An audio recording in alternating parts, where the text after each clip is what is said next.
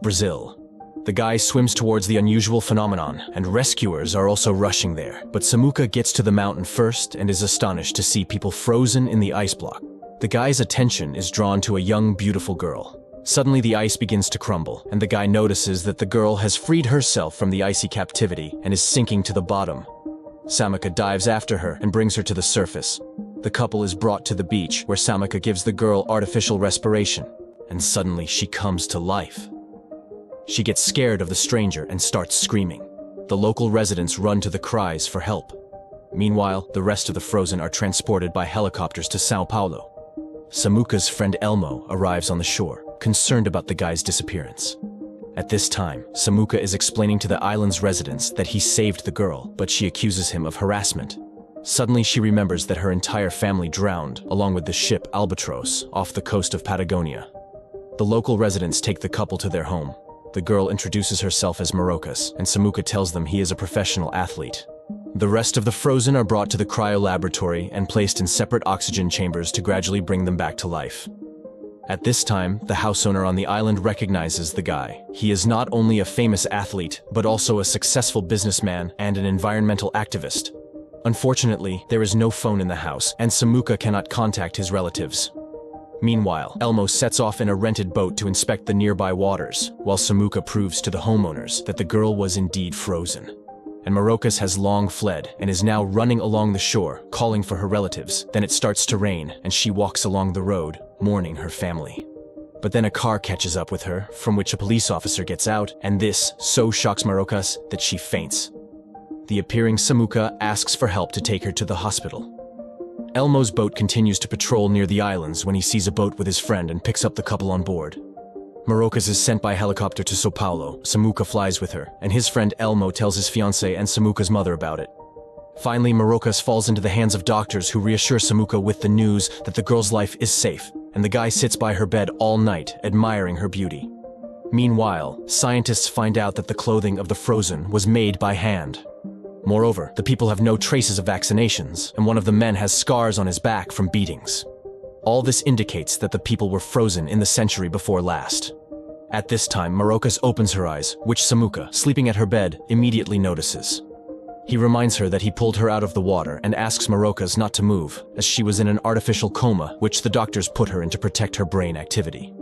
But Marocas takes this as an insult because she does not consider herself a fool and does not understand the meaning of some modern words.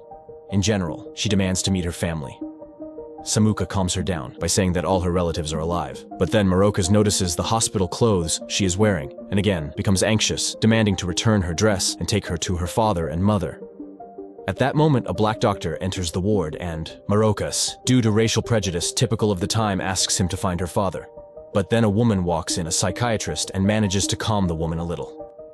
At this time, Don Machado, who is Marocas' father, opens his eyes and emerges from the oxygen chamber, which the duty doctor sees. He tries to stop the man, but he attacks the doctor, demanding his daughter back.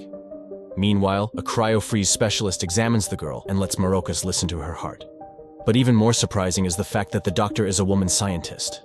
Marocas is curious about the unusual hospital equipment and lamps and shares that doctors come to her family's home for medical visits. The doctors note Marocas' excellent Portuguese, and she talks about her teacher. Besides, she speaks French and is homeschooled, as only boys attend the lyceum. Moreover, she does not know what vaccinations are and has almost never been sick. The girl vividly remembers how their ship sank after colliding with an iceberg. The doctors tells the girl to rest, and Marocas assures them that she feels great, as though she has slept 100 years. She asks the head doctor to call horse-drawn carriage. The doctor does not tolerate being treated this way. He is not a servant. Marocas apologizes. It seems the man is of the freed folk. She too is against any forms of oppression. At this time, Don Machado finds his clothes and suddenly sees the rest of his family members. The man goes around each of them in turn and suddenly feels unwell. The medical staff call an ambulance, as there is no necessary equipment in the laboratory. Meanwhile, Samuka asks for permission to talk to Marocas alone, but she objects to this. After all, it's indecent. And sitting in her presence is also a sign of bad manners. At this time, Don Machado is brought to the hospital unconscious, and a female doctor is called to the girl's room to maintain propriety, and she agrees to listen to Samuka, not forgetting to reprimand him for his inappropriate appearance. She remembers her faithful maid, and seeing the guy's surprise, she mistakes him for an abolitionist. However, she is also categorically against slavery, but she asks not to tell her father about this, as he is a loyal servant of the king. Marocas assumes that Samuca is from the lower class of society, but this area of São Paulo belongs to her father, so the guy is clearly a minor and will be happy to receive land for planting from her father as a reward for saving her. Their conversation is interrupted by a psychiatrist who asks Marocas what year she thinks it is now. The girl confidently names the year, 1886. Only she won't name the date, as she doesn't know how many days she spent unconscious. After hearing everything, Samuca instructs his lawyer to find information about Don Machado's family, who lived near São Paulo 132 years ago, and he categorically refuses to hand the girl over to scientists for study, as she is a living person. The psychiatrist also confirms that the girl's cognitive brain functions are in complete order. While the doctors and Samuca argue about the further fate of Marocas, she finds her dress and leaves the room. But at the elevator, the guy catches up with her and agrees to take her to her family, but with one condition. He shows her photos of her relatives in cryo chambers and tells her about the freezing, after which he confesses that he considers her a miracle and, blindfolding her, leads her outside, puts her in a car, and drives her to his apartment. In the meantime, Don Machado comes to in the clinic, and his neighbor, a black worker, Eliseo, appears by his side and promises the man his help in the search for his family, although he does not understand why people look down on him as someone inferior. He helps Machado find clothes and leads him to the exit, although the thawed man is constantly distracted by the surrounding wonders of the modern world. Meanwhile, Samuca brings Marocas to his apartment, where she takes off the blindfold and looks around curiously. The guy offers the girl to take a bath, but then the question arises about who will help the girl with this delicate issue. Samuca calls his mother, while Don Machado is convinced that he has died and ended up in hell, as there are no horses anywhere, and the unknown carriages, which are modern cars, might hit him at any moment. The man is barely persuaded to get into a taxi. At this time, Carmen arrives at her son's house and meets Marocas, who can't believe that this young lady is Samuca's mother. The girl examines her jewelry with interest and happily accepts the woman's help, who escorts her to the bedroom. Meanwhile, Don Machado never tires of marveling at the electric lights, huge towers, and steam engines. Marocas also notices the built-in lights and praises Samuca, although she is surprised by some aspects of his upbringing. Carmen tells her that his father ran away and she raised her son alone. This puzzles Marocas. Usually such girls leave infants on the church doorstep and go to become nuns themselves. Carmen helps the girl take off her dress, after which Marocas goes to the shower and the warm water delights her. After everything, Carmen puts the tired girl to bed and then goes to her son. At this time, Don Machado arrives at Eliseo's apartment, and having noticed the electric bulbs announces that he wants to meet his very influential guardian, because it is simply impossible that such people live in such lavish conditions. He walks around the small apartment, amazed at the running water from the faucet, and then sits on the toilet, enjoying its comfort. Eliseo's daughter takes him for a madman, but her father simply couldn't leave the poor man without help. Meanwhile, Carmen laughs at Samuca's stories, as believing in the possibility of freezing is just unreal. The girl is clearly insane. Meanwhile, Don Machado also succumbs to Eliseo's persuasion and lies down to sleep on the couch, and Samuca assures his mother that he would never allow Marocas to be turned into a lab rabbit. During the night, Samuca can't sleep, quietly sneaks into the bedroom where Marocas is sleeping and admires her. In the morning, the guy wakes up to a splash of water. The angry girl found him by the bed and splashed him with water from a glass. She trusted him, and he lay next to her all night. Carmen runs in at the scream and barely calms the enraged Marocas. They go to the living room, where Marocas sees a working coffee maker and instantly forgets Samuca's transgressions.